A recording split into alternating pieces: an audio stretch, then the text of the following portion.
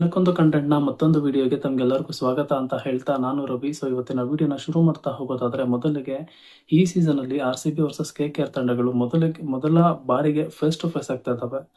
ಇವತ್ತಿನ ಪಂದ್ಯ ಸಖತ್ ಇಂಟ್ರೆಸ್ಟಿಂಗ್ ಆಗಿರುತ್ತೆ ಅನ್ನೋದ್ರಲ್ಲಿ ಯಾವುದೇ ಅನುಮಾನ ಇಲ್ಲ. ಏನಕ್ಕಂದ್ರೆ ಎರಡೂ ತಂಡಗಳಿಗೂ ಇವತ್ತಿನ ಪಂದ್ಯದಲ್ಲಿ ಬಹಳ ಅಂದ್ರೆ ಬಹಳ ಇಂಪಾರ್ಟೆಂಟ್ ಆಗಿರುತ್ತೆ.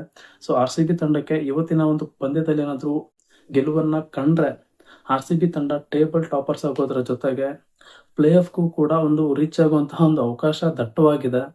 ತಂಡಕ್ಕೂ ಕೂಡ ಇದೇ ಒಂದು ಪರಿಸ್ಥಿತಿ ಎದುರಾಗಿದೆ ಅಂತಾನೆ ಹೇಳ್ಬೋದು. RCB ತಂಡ ಏನೋ ಅಟ್ಲೀಸ್ಟ್ ಈ ಒಂದು ಪಂದ್ಯನ ಸೋತ್ರು ಕೂಡ ಅವ್ರಿಗೆ ಅವಕಾಶ ಇರುತ್ತೆ. ಬಟ್ KKR ತಂಡ ಏನಾದ್ರೂ ಸೋತ್ರೆ ಇಲ್ಲಿಗೆ ಅವರ ಒಂದು ಅಭಿಯಾನ ಅಂತ್ಯ ಆಗುತ್ತೆ ಅಂತಾನೆ ಹೇಳ್ಬೋದು. KKR ತಂಡ ಇನ್ನು ಮಿಕ್ಕಿರುವಂತಹ 4 ಪಂದ್ಯಗಳಲ್ಲೂ ಕೂಡ ಗೆಲುವನ್ನ ಕಾಣಲೇಬೇಕಾದಂತಹ ಒಂದು ಪರಿಸ್ಥಿತಿಗೆ ಬಂದಿದ್ದಾರೆ. ಮೊದಲು KKR ಈ ಸೀಸನ್ ಅಲ್ಲಿ ಮೊದಲು ತಾವಾಡಿದಂತಹ 7 ಪಂದ್ಯಗಳಲ್ಲಿ 6 ಪಂದ್ಯಗಳಲ್ಲಿ ಸತತ ಸೋಲನ್ನ ಕಂಡ್ರೆ ಒಂದು ಪಂದ್ಯ ವಾಶೌಟ್ ಆಗಿರುತ್ತೆ. ಆ ಒಂದು ಪಂದ್ಯ ವಾಶೌಟ್ ಆಗಿದ್ರಿಂದ ಅವರಿಗೆ ಒಂದು ಅಂಕ ಕೂಡ ಸಿಕ್ಕಿರುತ್ತೆ. ಈ ಮೂಲಕ KKR ತಂಡಕ್ಕೆ ಇನ್ನು ಮಿಕ್ಕಿರುವಂತಹ 4 ಪಂದ್ಯಗಳಲ್ಲೂ ಗೆಲುವಿನ ಜೊತೆಗೆ ಒಂದು ಒಳ್ಳೆ ರನ್ ರೇಟ್ ಕೂಡ ಇಂಪಾರ್ಟೆಂಟ್ ಆಗುತ್ತೆ. ಇದಾದ್ಮೇಲೆ KKR ತಂಡದ ಜೊತೆಗೆ RCB ತಂಡಕ್ಕೆ ಒಂದು ಯಾವ ರೀತಿಯ ಒಂದು ಅವಕಾಶ ಇದೆ ಇವತ್ತಿನ ಪಂದ್ಯ ಅಂತ ನೋಡ್ತಾ ಹೋಗೋದಾದ್ರೆ, RCB ತಂಡ ಈ ಒಂದು ಸೀಸನ್ ಅಲ್ಲಿ ಅಂದ್ರೆ 11 ಪಂದ್ಯಗಳಲ್ಲಿ 7 ಪಂದ್ಯಗಳಲ್ಲಿ ಗೆಲುವು ಮತ್ತು 4 ಪಂದ್ಯಗಳಲ್ಲಿ ಸೋಲನ್ನ ಕಂಡಿರೋದ್ರಿಂದ RCB ತಂಡಕ್ಕೆ ಈ ಒಂದು ಪಂದ್ಯ ವೆರಿ ವೆರಿ ಇಂಪಾರ್ಟೆಂಟ್ ಆಗುತ್ತೆ. ಆಲ್ಮೋಸ್ಟ್ 2 ವರ್ಷಗಳ ನಂತರ ಸತತ 2 ಸೋಲುಗಳನ್ನ ಕಂಡಂತಹ RCB ತಂಡಕ್ಕೆ ಅಟ್ಲೀಸ್ಟ್ 2 ಪಂದ್ಯಗಳಲ್ಲಿ ಒಂದು ಪಂದ್ಯನಾದ್ರೂ ಗೆದ್ದಿದ್ರೆ ಒಂದು ಅವಕಾಶ ಇತ್ತು. ಪ್ಲೇ ಆಫ್ ಒಂದು ಹಂತನ ರೀಚ್ ಮಾಡಬಹುದಾಗಿತ್ತು RCB ತಂಡ. ಅನ್ಫಾರ್ಚುನೇಟ್ಲಿ RCB ತಂಡ ಸತತ ಒಂದು 2 ಸೋಲುಗಳನ್ನ ಕಂಡ್ರು ಕೂಡ ಟೂರ್ನಲ್ಲಿ ಇನ್ನು ಜೀವಂತವಾಗಿದೆ. ಹೇಳ್ಬೇಕಂತಂದ್ರೆ ಒಂದು 70-80% RCB ತಂಡಕ್ಕೆ ಇನ್ನೂ ಅವಕಾಶ ಇದೆ. ಟಾಪ್ 2 ಅಲ್ಲಿ RCB ತಂಡ ಈ ಒಂದು ಲೀಗ್ ಹಂತನ ಟಾಪ್ 2 ಅಲ್ಲೇ ಫಿನಿಶ್ ಮಾಡುವಂತ ಒಂದು ಗೋಲ್ ಇದೆ ಅಂತಾನೆ ಹೇಳ್ಬೋದು. ಈ ಮೂಲಕ RCB ತಂಡ ಈ ಒಂದು ಪಂದ್ಯದಲ್ಲಿ ಒಂದು ಬಿಗ್ ಪ್ರದರ್ಶನ ಕೂಡ RCB ತಂಡದ ಕಡೆಯಿಂದ ಬರಬೇಕಿದೆ. ಹೇಳ್ಬೋದು ಸವಾಲಾಗ್ಬೋದು ಅಂತ ಹೇಳ್ಬೋದು. ನಾವೆಲ್ಲ ಅಂದ್ರೆ ಲಾಸ್ಟ್ ಒಂದು ಮುಂಬೈ ತಂಡದ ವಿರುದ್ಧ ಯಾವ ರೀತಿಯ ಒಂದು ಪರ್ಫಾರ್ಮೆನ್ಸ್ RCB ತಂಡದ ಕಡೆಯಿಂದ ಬಂತು ಅಂತ ನೋಡಿದ್ವಿ. ಇನ್ನೇನು ಆಲ್ಮೋಸ್ಟ್ ಲಾಸ್ಟ್ ಬಾಲ್ ಅಂದ್ರೆ ಇನ್ನಿಂಗ್ಸ್ನ ಲಾಸ್ಟ್ ಬಾಲ್ ವರೆಗೂ ಪಂದ್ಯ ಹೋಯ್ತು. ಇವತ್ತಿನ ಪಂದ್ಯ ಕೂಡ ಚೇಸಿಂಗ್ಗೆ ಹೇಳಿ ಮಾಡಿಸಿದ ರೀತಿ ಇಲ್ಲ ಅಂದ್ರೂ ಕೂಡ ಅಟ್ಲೀಸ್ಟ್ 170 160 ಒಳಗಡೆನೆ RCB ತಂಡ ಅಟ್ಲೀಸ್ಟ್ ಇವಾಗ RCB ತಂಡ ಟಾಸ್ ಅನ್ನ ಗೆದ್ದು ಬೌಲಿಂಗ್ ಅನ್ನ ಆಯ್ಕೆ ಮಾಡ್ಕೊಂಡ್ರೆ KKR ತಂಡನ ಒಂದು 160-170 ಒಳಗಡೆನೆ KKR ತಂಡನ ಕಟ್ಟಾಕಿದ್ರೆ RCB ತಂಡ ಅಟ್ಲೀಸ್ಟ್ ಚೇಸಿಂಗ್ ಮಾಡಿ ಗೆಲ್ಲಕ್ಕೆ ಅಂತೂ ಟ್ರೈ ಮಾಡುತ್ತೆ. 170 ದಾಟಿ ಅಥವಾ 180-190 ಅಂದ್ರೆ ಇವತ್ತಿನ ಗೆಲುವು ಆಲ್ಮೋಸ್ಟ್ ಒಂದು ಗೆಲ್ಲೋ ಡೌಟ್ ಅಂತ ಹೇಳಬೇಕು. ಅಷ್ಟೊಂದು 167 ಅಷ್ಟು ರನ್ಗಳನ್ನೇ ಕೂಡ RCB ತಂಡ ಚೇಸ್ ಮಾಡಕ್ಕೆ ಯಾವ ರೀತಿ ಪರದಾಡ್ತು ಅಂತ ನೋಡಿದೀವಿ. ಭುವನೇಶ್ವರ್ ಕುಮಾರ್ ಅವರು ಮತ್ತೆ ರಸಿಕ್ ಸಲಂದಾರ್ ಅವರು ಅವ್ರ ಕಡೆಯಿಂದ ಒಂದು ಪ್ರದರ್ಶನ ಅಥವಾ ಪರ್ಫಾರ್ಮೆನ್ಸ್ ಅವ್ರ ಕಡೆಯಿಂದ ಬಂದಿಲ್ಲ ಅಂದ್ರೆ RCB ತಂಡ ಇವತ್ತಿಗೆ ಅಂದ್ರೆ 6 ಪಂದ್ಯಗಳಲ್ಲೇ ಉಳ್ಕೋಬೇಕಿತ್ತು, 7 ಪಂದ್ಯ ಆಗ್ತಾ ಇರಲಿಲ್ಲ. ಈ ಮೂಲಕ RCB ತಂಡಕ್ಕೆ ಈ ಒಂದು ಪಂದ್ಯ ವೆರಿ ವೆರಿ ಇಂಪಾರ್ಟೆಂಟ್ ಆಗುತ್ತೆ. ಮತ್ತೊಂದು ಕಡೆ ಸತತ 4 ಗೆಲುವುಗಳೊಂದಿಗೆ KKR ತಂಡ ಈ ಒಂದು ಟೂರ್ನಿಲಿ ಜೀವಂತವಾಗಿದೆ ಅಂತಾನೆ ಹೇಳ್ಬೋದು. ಇಲ್ಲ ಅಂದ್ರೆ 4 ಪಂದ್ಯಗಳಲ್ಲಿ 1 ಪಂದ್ಯನ ಸೋತಿದ್ರೆ KKR ತಂಡ ಇಷ್ಟೊತ್ತಿಗೆ ಔಟ್ ಆಫ್ ದಿ ಟೂರ್ನಮೆಂಟ್ ಅಂತ ಅಫಿಷಿಯಲಿ ಅನೌನ್ಸ್ ಆಗ್ಬಿಡ್ತಿತ್ತು. KKR ತಂಡದ ಬಲಿಷ್ಠ ಬೌಲಿಂಗ್ ಮತ್ತೆ RCB ತಂಡದ ಬಲಿಷ್ಠ ಬ್ಯಾಟಿಂಗ್ ಅಂತಾನೆ ಇವತ್ತಿನ ಪಂದ್ಯನ ಸ್ವಲ್ಪ ನಾವು ಕರಿಬೇಕಾಗುತ್ತೆ. ಏನಕ್ಕಂದ್ರೆ RCB ತಂಡದ ಹತ್ರ ಬ್ಯಾಟಿಂಗ್ ಲೈನಪ್ ಸ್ಟ್ರಾಂಗ್ ಆಗಿದೆ. ಅದಾದ್ಮೇಲೆ KKR ತಂಡದ ಬೌಲಿಂಗ್ ಯೂನಿಕ್ ಆಗಿ ಡ್ಯೂಲಿಂಗ್ ಇದೆ ಅಂತಾನೆ ಹೇಳ್ಬೋದು.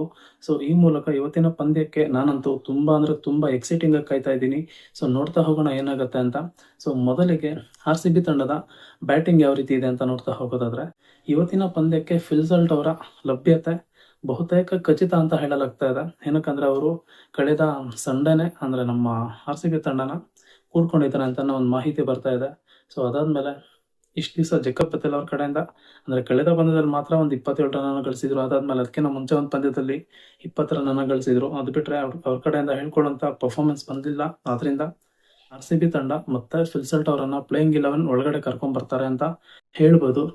ಇದಾದ್ಮೇಲೆ ನನ್ನ ಕಡೆಯಿಂದ ಇನ್ನೊಂದು ಸಜೆಷನ್ ಅಂತ ಆದ್ರೂ ಅನ್ಕೋಬಹುದು. RCB ತಂಡ ಮತ್ತೊಂದು ಚೇಂಜಸ್ ನ ಈ ಒಂದು ಪಂದ್ಯದಲ್ಲಿ ಮಾಡ್ಬೋದು ಅಥವಾ ಮಾಡ್ದೇನೆ ಒಂದು 90% ಅಥವಾ ಈಗ ಕಳೆದ ಪಂದ್ಯದಲ್ಲಿ ಯಾವ ರೀತಿಯ ಒಂದು ತಂಡನ ನಾವು ಆಡಿಸಿದ್ವಿ ಅದೇ ತಂಡದೊಂದಿಗೆ ಇವತ್ತಿನ ಒಂದು ಪಂದ್ಯಕ್ಕೂ ಕೂಡ ಅದೇ ತಂಡ ಕಣಕ್ಕಿಳಿಬಹುದು ಅಂತ ನನ್ಗನ್ನಿಸ್ತಾ ಇದೆ. ಫಿಲ್ಸಲ್ಟ್ ಅವ್ರು ಬಂದರೆ ಜೇಕಬ್ ಬೆಥೆಲ್ ಅವರು ಹೊರಗಡೆ ಹೋಗ್ತಾರೆ. ಮತ್ತೊಂದು ಕಡೆ ಬ್ಯಾಟಿಂಗ್ ನಮ್ಮದು ಮಿಡಲ್ ಆರ್ಡರ್ ಸ್ವಲ್ಪ ಇನ್ನೂ ಸ್ಟ್ರಾಂಗ್ ಆಗಬೇಕಂದ್ರೆ ಈ ಟೂರ್ನಿಲಿ ಕೇವಲ 2 ಪಂದ್ಯಗಳಲ್ಲಿ ಮಾತ್ರ ನಮ್ಮ ವೆಂಕಟೇಶ್ ಅಯ್ಯರ್ ಅವರು, ಸೊ ಆ ವೆಂಕಟೇಶ್ ಅಯ್ಯರ್ ಅವ್ರನ್ನ ಜಿತೇಶ್ ಶರ್ಮಾ ಅವರ ಬದಲಿಯಾಗಿ ಕರ್ಕೊಂಡು ಕೂಡ ಬರ್ಬೋದು, ಅಥವಾ ಇಂಡಿಯನ್ ವಿಕೆಟ್ ಕೀಪರನ್ನೇ ನಾವು ಆಡಿಸ್ತೀವಿ ಅಂತಂದರೆ ಮತ್ತೆ ವೆಂಕಟೇಶ್ ಅಯ್ಯರ್ ಅವ್ರನ್ನ ಕೂರಿಸಿ ಜಿತೇಶ್ ಶರ್ಮಾ ಅವರನ್ನೇ ಪ್ಲೇಯಿಂಗ್ 11 ಆಡಿಸ್ಬೋದು. ಸೊ ಇದಾದ್ಮೇಲೆ ನಮಗೆ ಈಗ ವಿರಾಟ್ ಕೊಹ್ಲಿ ಅವರು ಸತತ 2 ಡಕ್ಔಟ್ ಆಗಿರೋದ್ರಿಂದ ಅವ್ರ ಕಡೆಯಿಂದ ಒಂದು ಒಳ್ಳೆ ಪರ್ಫಾರ್ಮೆನ್ಸ್ ಬರುತ್ತೆ ಇವತ್ತು ಅಂತ ನನಗೆ ಅನ್ನಿಸ್ತಾ ಇದೆ. ಸ್ವಲ್ಪ ಅಂದರೆ ಒಂದು ಸ್ಟ್ರಾಂಗ್ ಬಿಲೀವ್ ಅಂತಾದರೂ ಕೂಡ ಅನ್ಕೋಬೋದು. ಅವ್ರ ಕಡೆಯಿಂದ ಒಂದು ಒಳ್ಳೆ ಇನ್ನಿಂಗ್ಸ್ ಅಂತೂ ಬಂದೇ ಬರುತ್ತೆ ಇವತ್ತಂತ ಅನ್ಕೊಂಡಿದ್ದೀನಿ.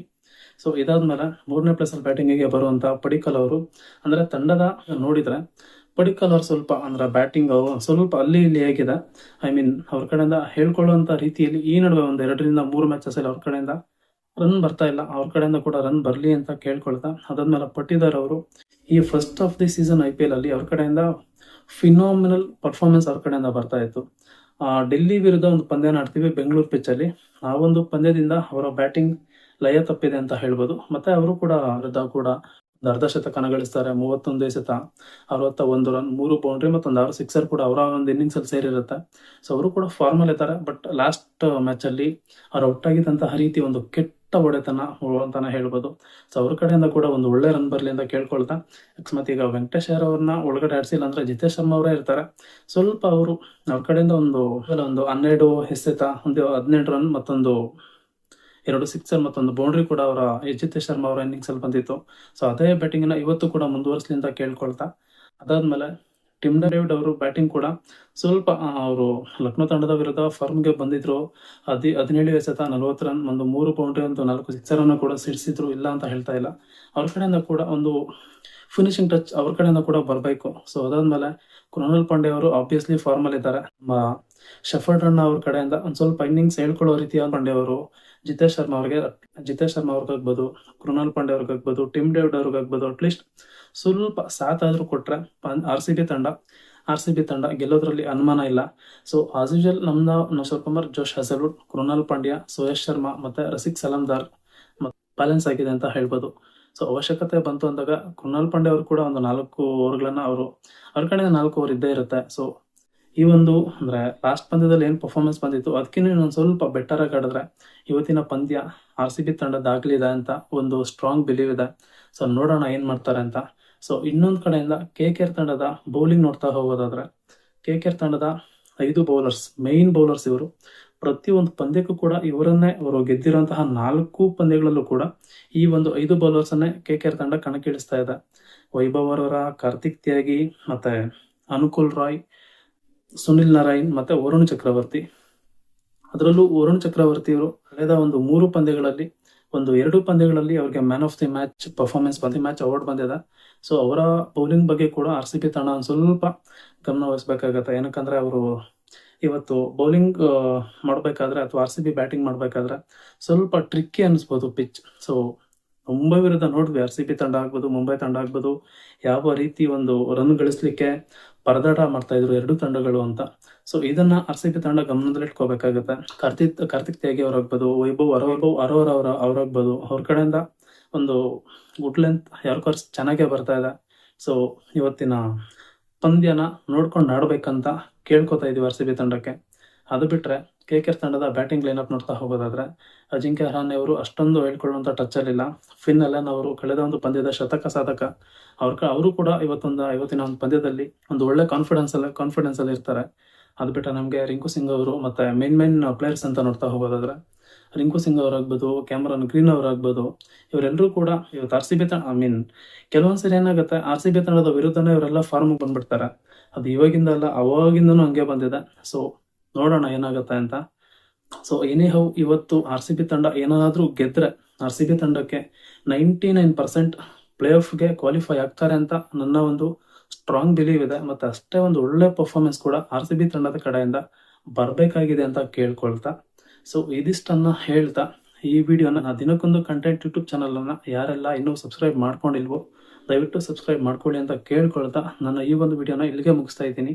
ಮತ್ತೊಂದು ವಿಡಿಯೋದಲ್ಲಿ ಮತ್ತೆ ಸಿಗೋಣ. ಅಲ್ಲಿವರೆಗೂ ನಮಸ್ಕಾರ, ಬಾಯ್.